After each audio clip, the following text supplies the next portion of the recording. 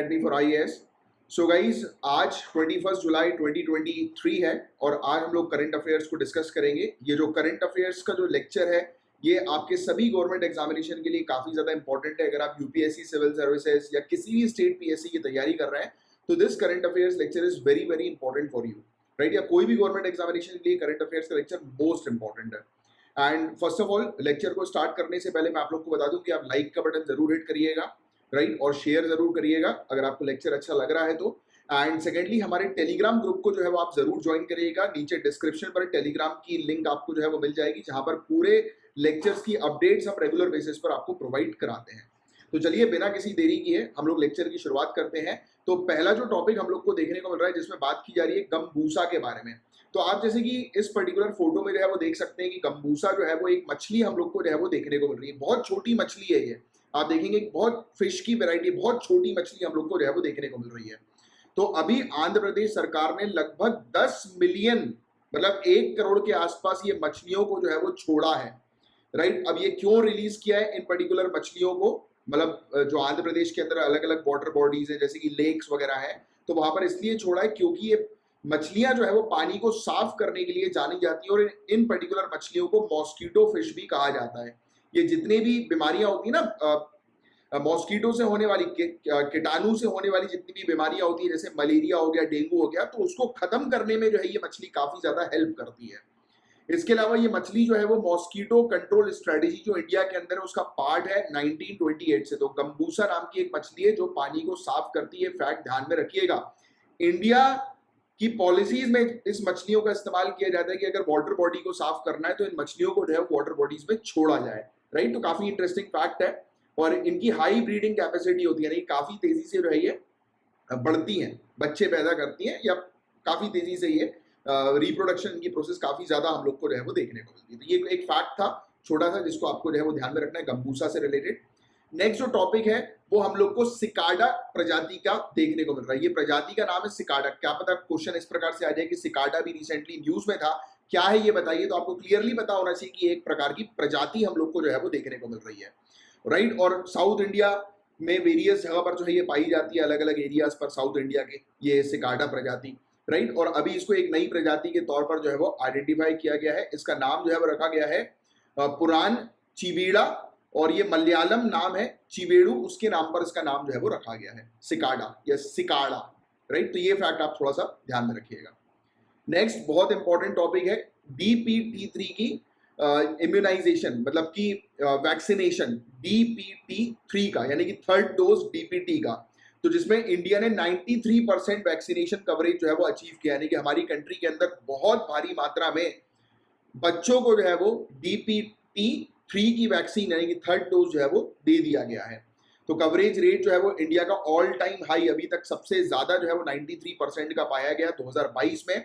और पेंडेमिक यानी कि कोरोना वायरस से पहले ही जो ये कवरेज था वो 91% था 2019 में। 93% हमने हासिल कर लिया है।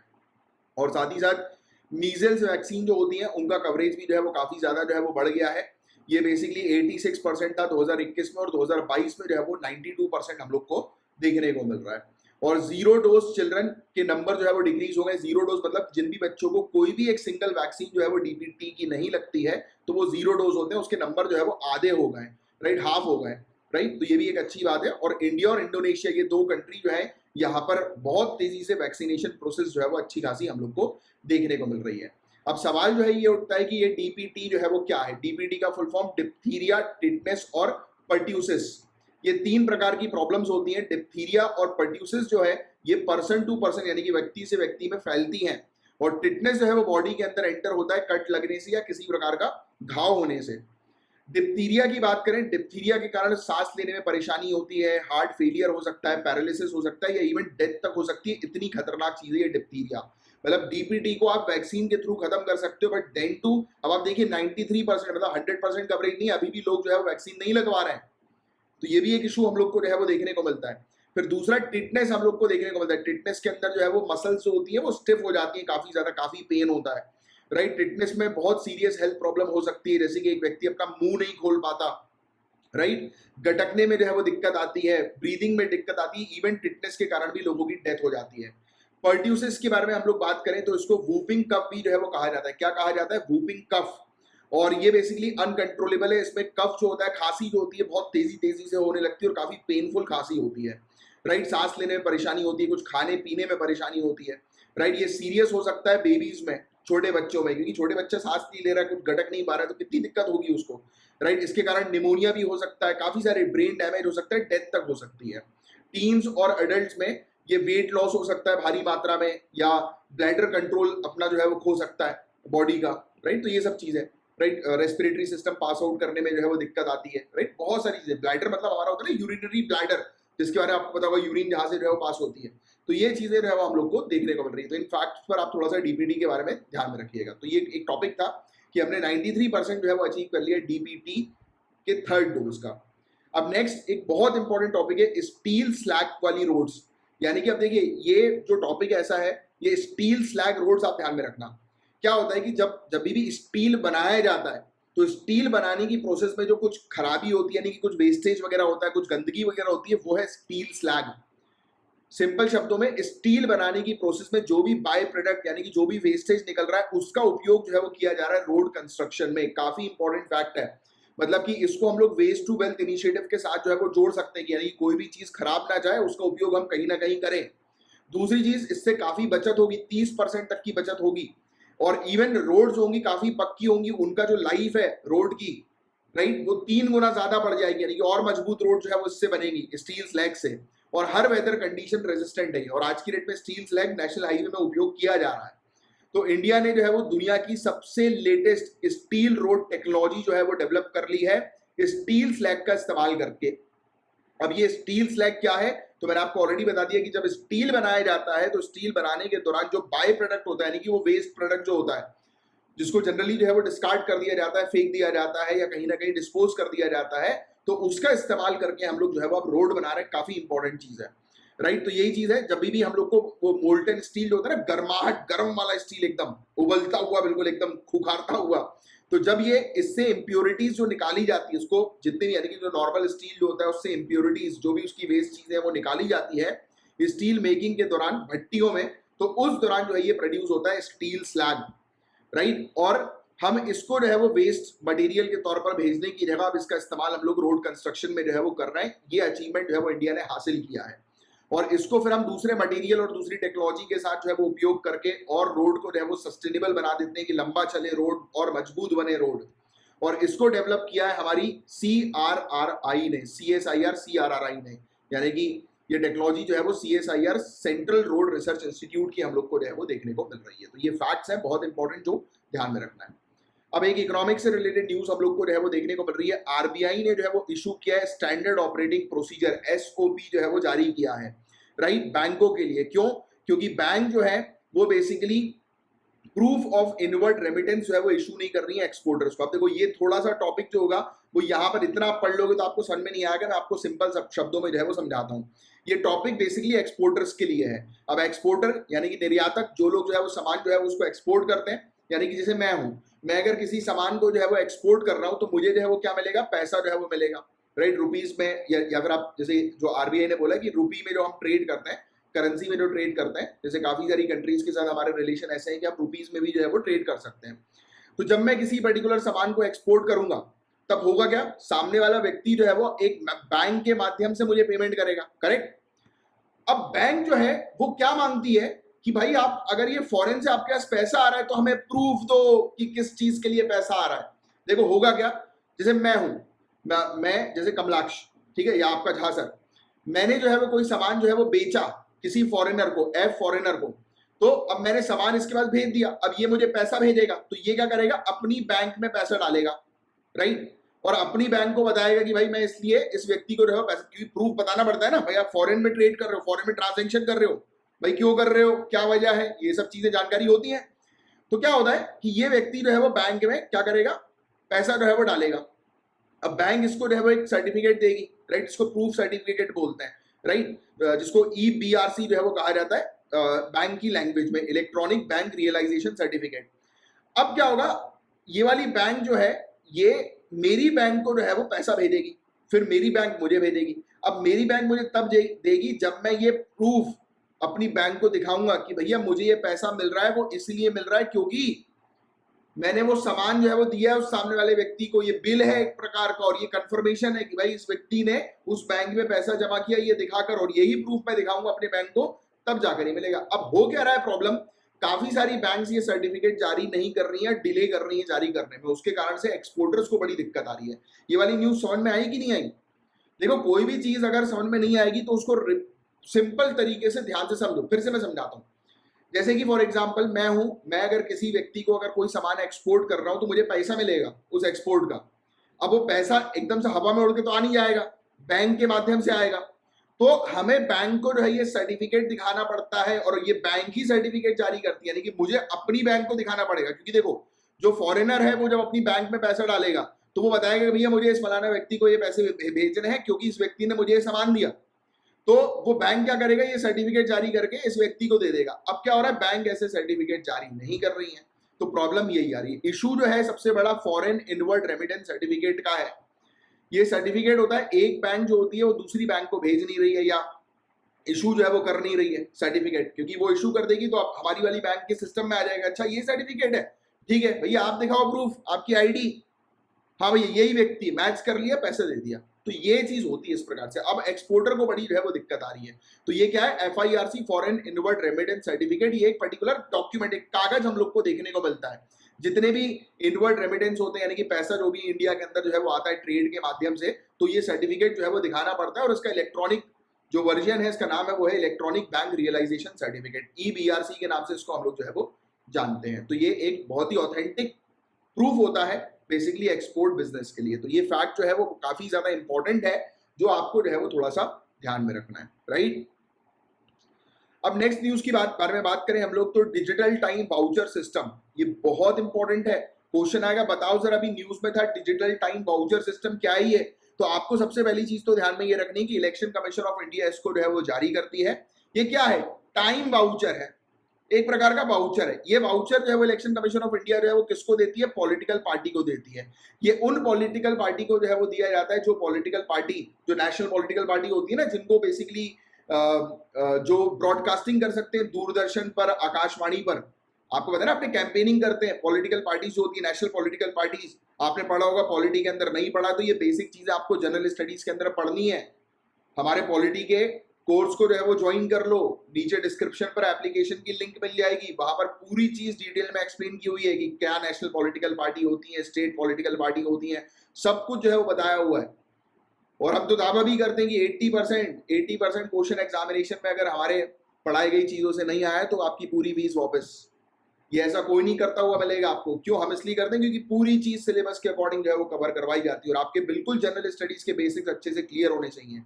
करंट अफेयर्स तो आप पढ़ ही रहे हो, बट करंट अफेयर्स में जनरल स्टडीज के स्टैटिक पोर्शन होते हैं। काफी सारी चीजें तो मैं आपको एक्सप्लेन कर दूंगा, बट काफी सारी चीजें आपकी छूटेगी ना, तो कोर्स ज्वाइन करो, उसमें आपको जो है वो काफी ज्यादा हेल्प मिलेगी। अभी हमारे एक स्टूडेंट है Akshay Pandey, second rank UPPCS में, अभी कल 20 तारीख थी, कल उनकी जो है वो पोस्टिंग हुई एज अ तहसीलदार के तौर पर। कल मैंने एक सर्टिफिकेट भी जो है वो टेलीग्राम चैनल पर जो है वो जारी किया था उनका, जो उनको अलॉट हुआ है, राइट। तो अगर अब तो अक्षय पांडे जी कहाँ सुनेंगे, अब तो अपनी अलग ट्रेनिंग जो है वो करेंगे इस लेक्चर को।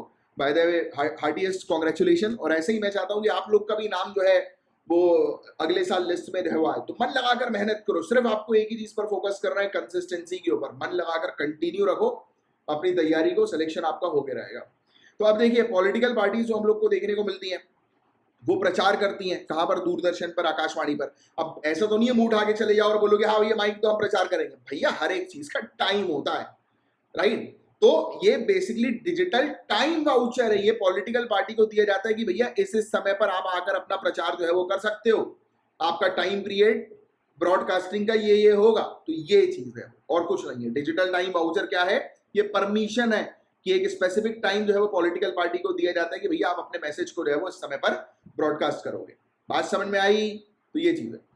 नेक्स्ट बहुत बढ़िया टॉपिक है, आपसे डायरेक्ट क्वेश्चन पूछा जाएगा कि रुद्रगिरी हिल्स जो है वो कहां पर है, रुद्रगिरी पहाड़ी कहां पर है। तो आपको ध्यान में रखना है आंध्र प्रदेश के अंदर। इस पहाड़ी में बहुत बढ़िया चीज मिली अभी आर्कियोलॉजिस्ट को, इनने देखा कि यार मीजोलिथिक पीरियड यानी कि 5000 BC का टाइम पीरियड से लेकर काकातीय डायनेस्टी के टाइम पीरियड तक की आर्ट्स हैं, यानी कि कुछ पेंटिंग वगैरह जो है वो बनी हुई है अलग अलग कलर में। 1300 एडी तक के समय की, यानी कि 5000 बीसी से लेकर 1300 एडी तक की काफी सारी पेंटिंग्स मिली, बहुत खूबसूरत खूबसूरत। काकतीय डायनेस्टी की पेंटिंग है, इसमें दिखाया गया रामायण के सीन्स दिखाए गए हैं। इसमें जैसे कि आपको पता है ना कि वानर वाली और सुग्रीव, बलि बलि है वो, वैसे कि बलि बोलते हैं, बलि और सुग्रीव के बीच में जो लड़ाई होती है, तो उस वो जो है वो दिखाया हुआ है, राइट। किस प्रकार से राम जी जो है वो बलि या बलि बोलते हैं उनके ऊपर जो है वो तीर जो है वो लगाते हैं, तो वो चीज जो है वो दिखाई गई है। हनुमान जी का एक बड़ा सा स्टैचू है, हाथ में शंख पकड़े हुए, राइट। और इवन एक स्टैचू में ये भी हम लोग को देखने को मिलता है कि राइट हैंड, उनके जो दाहिना हाथ है उसमें संजीवनी हिल्स जो है वो ले जाते हुए, आपको पता है संजीवनी पहाड़ी हनुमान जी जो है वो लेकर गए थे लक्ष्मण जी के लिए।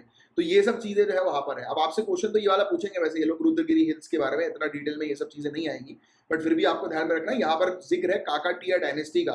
तो काकतीय डायनेस्टी के बारे में आज आपको पढ़ना है। तो मेरा लेक्चर जब भी लो पेन और पेपर लेकर बैठो, जो भी मैं टास्क दे रहा हूँ वो टास्क फिनिश करो। टास्क फिनिश करने के बाद नीचे कमेंट बॉक्स पर लिख देना कि सर टास्क फिनिश्ड, तो मुझे पता लग जाएगा आपने टास्क फिनिश कर लिया है, राइट। तो ये एक छोटी सी न्यूज थी जिस पर आपको फोकस करना है। अब देखो कुछ हरकत चल रही है हॉलीवुड के एक्टर्स, यूएसए का जो हॉलीवुड है उसके एक्टर्स राइटर बड़ा प्रोटेस्ट कर रहे हैं आज की डेट में। तो ये क्यों प्रोटेस्ट कर रहे हैं इसके बारे में एक बेसिक आइडिया जो है वो आपको होना चाहिए।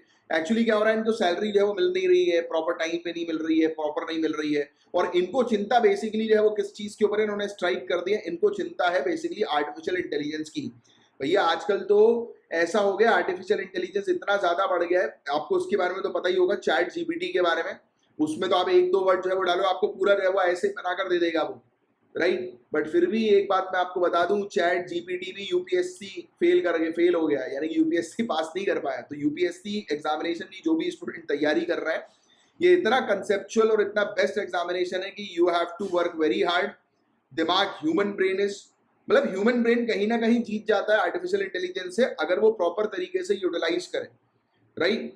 क्योंकि एक अल्टीमेटली ह्यूमन ने रोबोट को बनाया, रोबोट ने ह्यूमन को नहीं बनाया, राइट। अब काफी सारे लोग इसमें टिप्पणी देंगे अपनी कि नहीं सर उतनी ज्यादा इंटेलिजेंट है ह्यूमन ब्रेन। भाई साहब, ह्यूमन ब्रेन का अगर कोई इंसान अगर सही तरीके से उपयोग करे, स्वामी विवेकानंद जी ह्यूमन ही थे ना, रातों रात बुक पढ़ लेते थे, पूरी मोटी मोटी किताबें, वो भी अदर लैंग्वेज की। क्यों? Because of meditation. लोगों ने ये सब चीजें करना ही छोड़ दिया है। आप मेडिटेशन नहीं करोगे, आप अपना खाना पीना प्रॉपर नहीं रखोगे, प्रॉपर एक्सरसाइज नहीं करोगे, प्रॉपर ब्रह्मचर्य को फॉलो नहीं करोगे। ब्रह्मचर्य इज वेरी वेरी इंपॉर्टेंट। अगर इस चीज को प्रॉपरली फॉलो नहीं करोगे तो you will going to mess in life. But आजकल हो क्या रहा है, लोगों ने मजाक बना के रख दिया ब्रह्मचर्य का भी, उसको एक मजाक हो चुका है। ये तो रिलेशनशिप तो एक मजाक हो चुका है, सेक्सुअल रिलेशनशिप मजाक हो चुके हैं आज की डेट में। टिंडर चल रहा है, वन नाइट स्टैंड चल रहा है। सोचिए आप, ऐसी तो स्थिति हो गई हमारी कंट्री के अंदर, तो कहां से लोगों का फोकस रहेगा किसी चीज पर। तो if you want to clarify any government examination या UPSC, you have to be focused.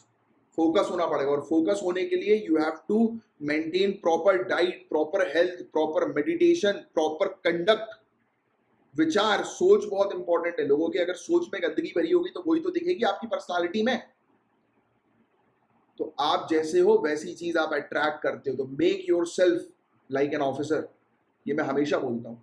तो ये चीज, आप इनको डर हो गया कि आजकल देखो ना आप यार, हर कोई व्यक्ति गाना गा रहा है, ऑटो ट्यूनिंग कर रहा है, उसका गाना बहुत बढ़िया हो जा रहा है। तो यही सब चीजें तो टेक्नोलॉजी है। तो टेक्नोलॉजी के कारण राइटर्स और ये एक्टर्स परेशान हो गए कि भैया आप तो हर जगह आर्टिफिशियल इंटेलिजेंस डाल दे रहे हो, हमारा क्या रोल रह जाएगा। वीडियो ऑटोमेटिक बन रहे हैं, फोटोज ऑटोमेटिक बन रहे हैं, मॉडल ऑटोमेटिक बन गए। आप बोले अरे सर ये समझ में नहीं आया मॉडल ऑटोमेटिक। भैया बड़ी बड़ी कंपनीज होती हैं, वो एड्स करवाती हैं, पता है ना आपको, पोस्टर बनवाती हैं। आप देखेंगे ज्वेलरी का पोस्टर, साइड में हीरोइन बैठी हुई है या कोई मॉडल बैठी हुई है बढ़िया सी, लोग देखकर उसको अट्रैक्ट हो रहे हैं। आर्टिफिशियल इंटेलिजेंस से मॉडल्स बन जा रही हैं आज की डेट में। आप सोचिए कितनी बुरी स्थिति हो गई है। बात समझ में आ रही है आपको? तो ये इशू ये बहुत बड़ा है आर्टिफिशियल इंटेलिजेंस का, जो आपके ऐसे तक में जो है वो पूछा जा सकता है। तो ये एक छोटा सा टॉपिक था। नेक्स्ट टॉपिक की बात करें हम लोग तो small modular reactors, very important topic, GS paper 3 के अंदर आएगा, यूपीएससी या सिविल सर्विसेज स्टेट पीएससी के अंदर। तो इंडिया जो है वो आज की डेट में स्मॉल मॉड्यूलर रिएक्टर पर जो है वो काम कर रही है।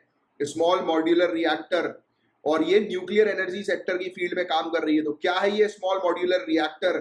तो ये बेसिकली एक एडवांस न्यूक्लियर रिएक्टर है जिसकी कैपेसिटी 300 मेगावाट पर यूनिट की। अब देखो, मैं ज्यादा इस तरीके से आपको समझाऊंगा तो आपको ज्यादा चीजें दिमाग में बैठेगी नहीं। मेरा ऑब्जेक्टिव ये है, मेरी क्लास ले रहे हो तो चीजें दिमाग में बैठनी चाहिए।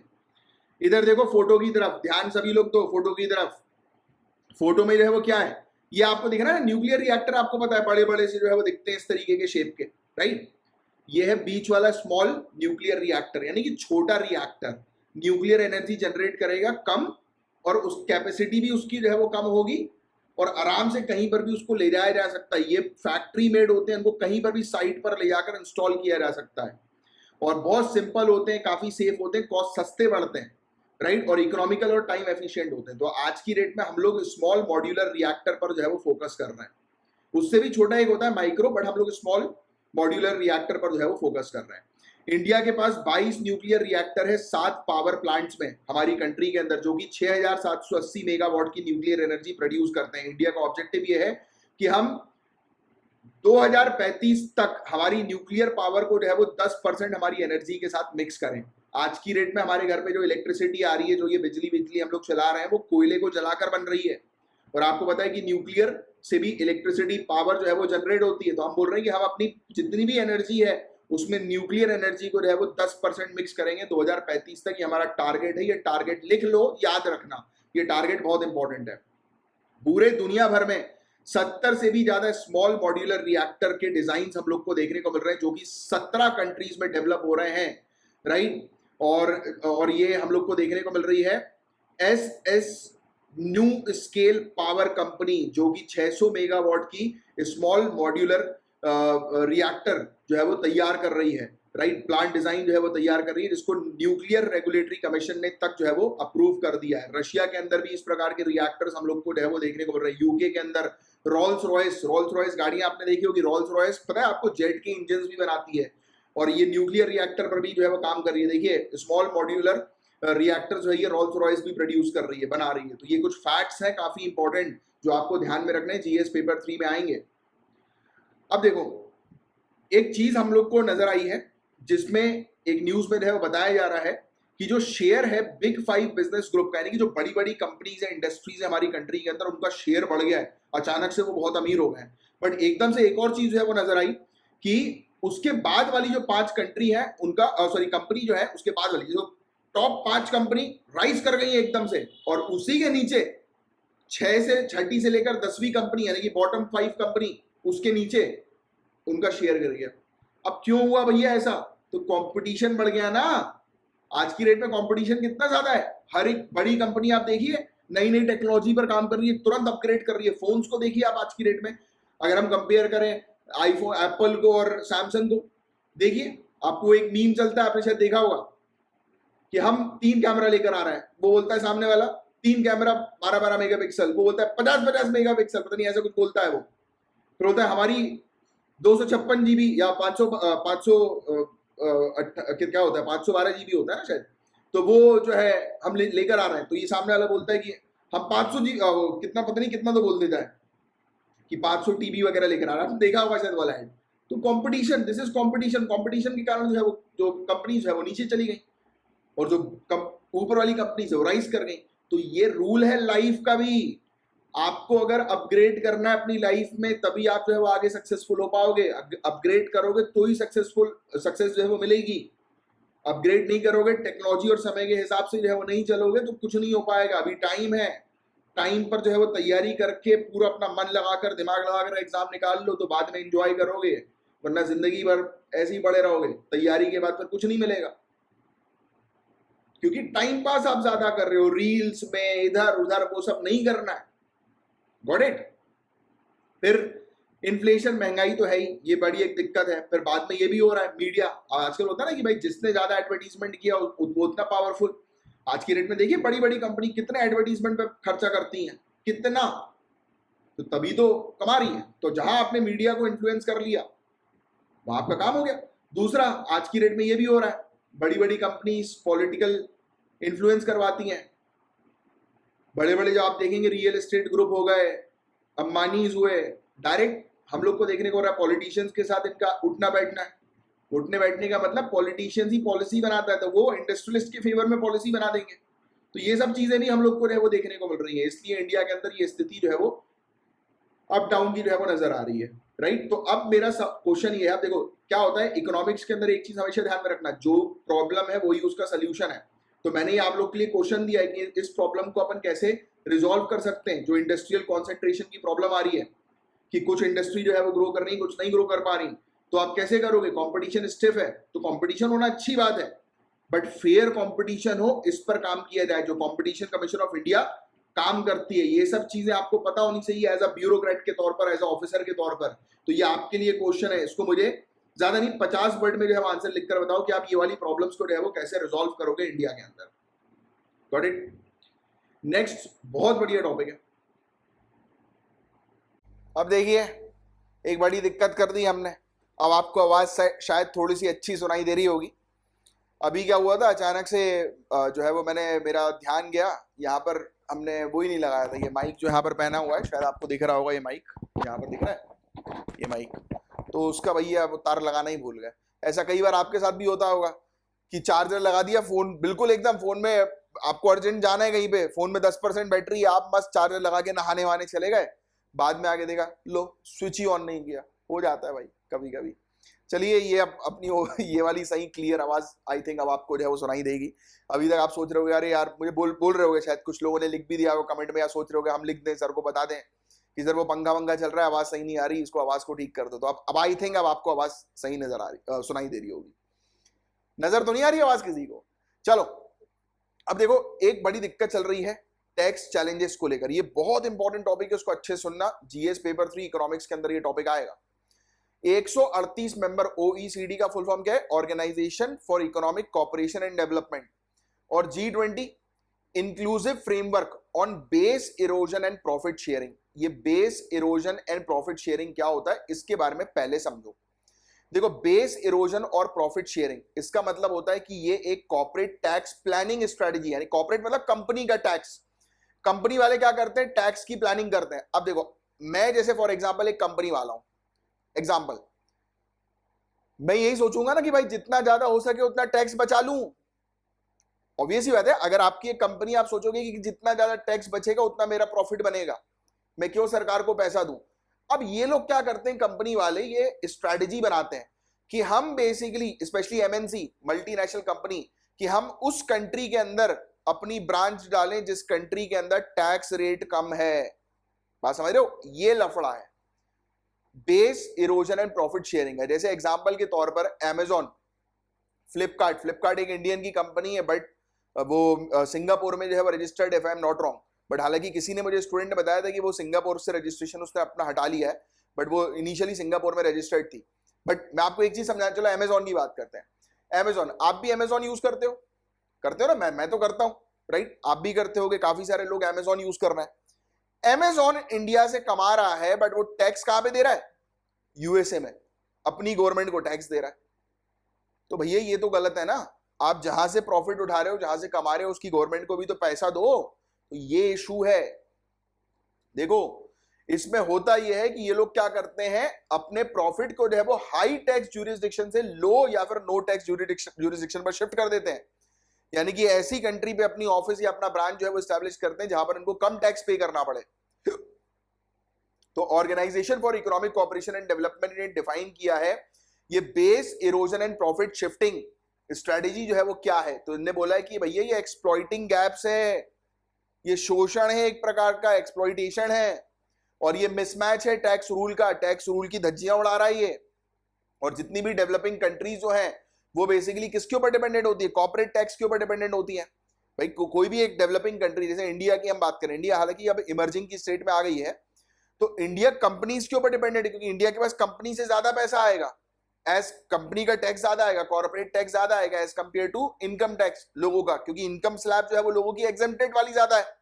भाई हमारे यहाँ पर गरीब की संख्या ज्यादा है, मानो, बोलो हाँ या ना? गरीब की संख्या है कि नहीं ज्यादा? मिडिल मैन की संख्या है कि नहीं ज्यादा? रिच लोग कम है। और 5 लाख रुपए, या अब तो 7 लाख हो गया, 7.5 लाख, 5 लाख रुपए से कम अमाउंट जो है वो कमाने वाले लोग काफी ज्यादा है, सालाना काफी ज्यादा है। तो वो लोग तो टैक्स एग्जेम्प्टेड है ना उनका।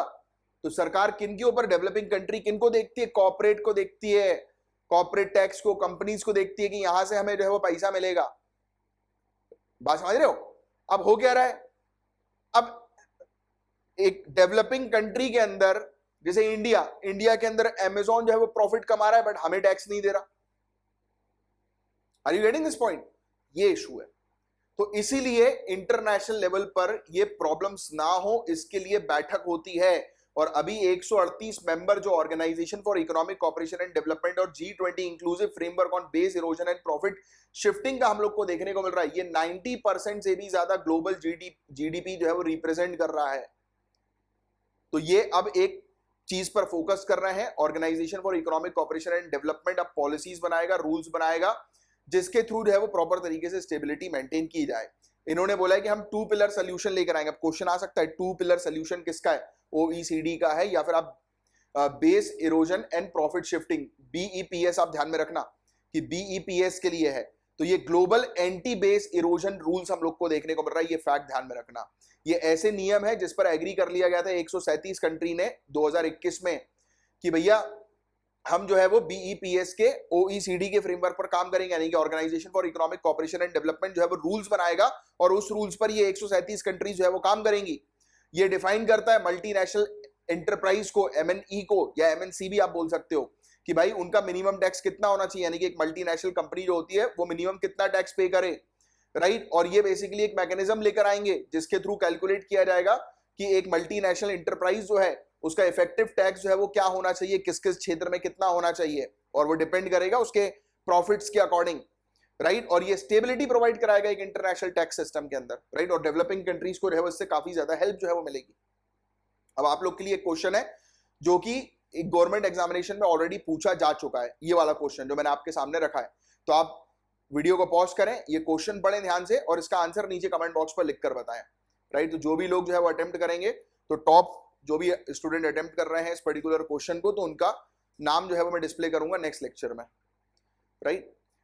अब जो टॉपिक हम लोग को देखने को मिल रहा है वो है national multi dimensional poverty index. अब पॉवर्टी मतलब गरीबी होता है, मल्टी डायमेंशनल पॉवर्टी इंडेक्स ये हम लोग को देखें, यानी कि अब ये कुल मिलाकर ये ऐसा इंडेक्स हम लोग को देखने को मिल रहा है जो बताएगा कि इंडिया के अंदर गरीबी का स्तर जो है वो क्या है। ये बहुत इंपॉर्टेंट टॉपिक है। क्वेश्चन डायरेक्ट बनेगा कि बताओ national multi dimensional poverty index जो है वो किसके द्वारा जारी किया जाता है, रिलीज किया जाता है। तो आपको ध्यान में रखना है नीति आयोग। तो नीति आयोग जो है वो ये रिलीज करती है अ प्रोग्रेसिव रिव्यू 2023 ये national multi dimensional poverty index का। और इंडिया जो है उसमें डिक्लाइन, बहुत खुशी की बात है कि हमारे यहाँ गरीबी में गिरावट आई है। कितनी? 24.85% थी 2015-16 में, और 2019 से 21 में हम लोग को देखने को मिल रहा है 14.96% जो है वो हो गई है। तो गरीबी में गिरावट आई है, यानी कि ये अच्छी बात है। अब आप ये भी ये वाला पॉइंट लिख सकते हो कि करीब 13.5 करोड़ इंडियन जो है वो गरीबी से बाहर आ गए हैं 5 साल के पीरियड में। तो ये national multi dimensional poverty index जो है वो क्या है, तो इसका पहला एडिशन हमने जारी किया था 2021 में, भी लेटेस्ट किया था, इसलिए टॉपिक बहुत ज्यादा इंपॉर्टेंट है, राइट। तो ये बेसिकली हमें बताता है कि हम लोग को किस प्रकार से प्लान बनानी चाहिए, किस प्रकार की पॉलिसीज जो है वो बनानी चाहिए। ये बताता है कि हम किस प्रकार से हमारी पोजीशन जो है वो ग्लोबल लेवल पर, जो ग्लोबल लेवल पर देखो एक हमारा ये नेशनल लेवल का, एक इंटरनेशनल लेवल का मल्टीनेशनल पॉवर्टी इंडेक्स आता है, राइट। तो हमें अपनी वो चीज जो है वो इंप्रूव करनी है, राइट। ग्लोबल लेवल पर अपनी पोजीशन जो है वो इंप्रूव करनी है, और नीति आयोग यहाँ पर नोडल एजेंसी हम लोग को देखने को मिलती है, राइट। इसमें अब ये फैक्ट ध्यान में रखना, क्वेश्चन आपसे यहाँ पे भी पूछा जा सकता है, ये पूछा जाएगा कि बताओ जरा national multi dimensional poverty index जो हम लोग को देखने को मिलता है उसमें कौन से इंडिकेटर्स का उपयोग किया जाता है। तो हेल्थ, एजुकेशन और living standard, standard of living जिसको हम लोग बोलते हैं। एक हेल्थ हो गया, सेहत हो गई, एक एजुकेशन शिक्षा हो गई, और स्टैंडर्ड ऑफ लिविंग, राइट। और इसके अलावा प्राइमरी डेटा सोर्स, यानी कि हम लोग को गरीबी का डेटा कहां से मिलता है, तो नेशनल फैमिली हेल्थ सर्वे 5 से जो है वो गरीबी का डेटा जो है वो मिला है। तो ये फैक्ट जो है वो थोड़ा सा ध्यान में रखना। अब अलग अलग स्टेट्स ने कैसे परफॉर्म किया, तो बीमारू राज्य जो हम लोग को देखने को जो है वो मिलते हैं, बिहार, मध्य प्रदेश, राजस्थान, उत्तर प्रदेश। तो यहाँ पर जो है वो इंप्रूवमेंट हम लोग को देखने को मिला है, बट बताया जा रहा है कि बिहार को छोड़कर कोई भी दूसरी स्टेट हमारी कंट्री के अंदर नहीं है जहां पर 1/3 उसकी पॉपुलेशन मल्टी डायमेंशनल पॉवर्टी में रह रही है, यानी कि बिहार में सबसे ज्यादा लोग गरीबी में हम लोग को जो है वो देखने को मिल रहा है। बाकी दूसरी स्टेट्स ने जो है वो अच्छा खासा परफॉर्म जो है वो किया है। इसके अलावा सरकारी कुछ स्कीम के बारे में आपको पता होना चाहिए, और मेरा आप लोग से एक टास्क है, हालांकि इन पूरी स्कीम के बारे में पहले भी मैं पढ़ा चुका हूं, ये पूरी स्कीम के बारे में जो है वो आपको बहुत अच्छे से जो है वो पता होना चाहिए। जैसे पोषण अभियान, राइट। ये मिड डे मील स्कीम है अगर याद आ रहा हो तो, पोषण अभियान। फिर एनीमिया मुक्त भारत, ये इसके बारे में आज आप आज के आज पढ़ेंगे और पढ़ने के बाद कमेंट बॉक्स पर लिखकर बताएंगे कि आपने टास्क फिनिश कर दिया है। एनीमिया मुक्त भारत, और ना ही सिर्फ पढ़ना है, इससे रिलेटेड अपने हैंड रिटन नोट्स भी बनाना है। फिर स्वच्छ भारत मिशन, जल जीवन मिशन, प्रधानमंत्री उज्ज्वल योजना, राइट, गैस सिलेंडर प्रोवाइड कराने की स्कीम है, राइट। फिर जैसे कि सौभाग्य, electricity, PM Awas Yojana, PM Jan Dhan योजना, समग्र शिक्षा, तो ये सब बेसिकली इनिशिएटिव है सरकार के, जिसके चलते मल्टी डायमेंशनल पॉवर्टी इंडेक्स में जो है वो काफी फायदा जो है वो मिला है। बात समझ में आई आपके? तो ये चीजें हम लोग को देखने को मिल रही है। बाकी ये एक चार्ट है आप लोगों के लिए, जो जैसे कि कुछ इंडिकेटर्स होते हैं, जैसे हेल्थ में हम लोग न्यूट्रिशन पर फोकस करते हैं, चाइल्ड और एडल्सेंट मोर्टेलिटी यानी कि कितने बच्चों की मृत्यु हो रही है, मैटरनल हेल्थ यानी कि माताओं की हेल्थ पर जो है वो ध्यान दिया जाता है, देखा जाता है, इन सब चीजों को चेक किया जाता है, फिर ये इंडेक्स बनाया जाता है। एजुकेशन पर हम ये देखते हैं कि एक बच्चा कितने साल तक स्कूल करा है उसने, स्कूल पर अटेंडेंस रेशियो जो है वो क्या है, राइट, ग्रॉस एनरोलमेंट रेशियो वगैरह, ये सब चीजें देखी जाती है। स्टैंडर्ड ऑफ लिविंग के अंदर जो वो कुकिंग फ्यूल का उपयोग कर रहा है, क्या वो अभी भी कंडे लकड़ी जलाकर खाना पका रहे हैं या क्लीन फ्यूल का उपयोग कर रहे हैं, जैसे एलपीजी वगैरह हो गया। सैनिटेशन का क्या स्तर है, स्वच्छता का, ड्रिंकिंग वाटर की सुविधा है कि नहीं, घर है कि नहीं, बिजली आती है कि नहीं उनके पास क्या क्या संपत्ति है, राइट, बैंक अकाउंट है कि नहीं, तो ये सब चीजें जो है वो चेक की जाती है, राइट। तो ये एक फैक्ट है जिसके बारे में जो है वो आपको थोड़ा सा पता होना चाहिए। और ये था पूरा ओवरऑल टॉपिक।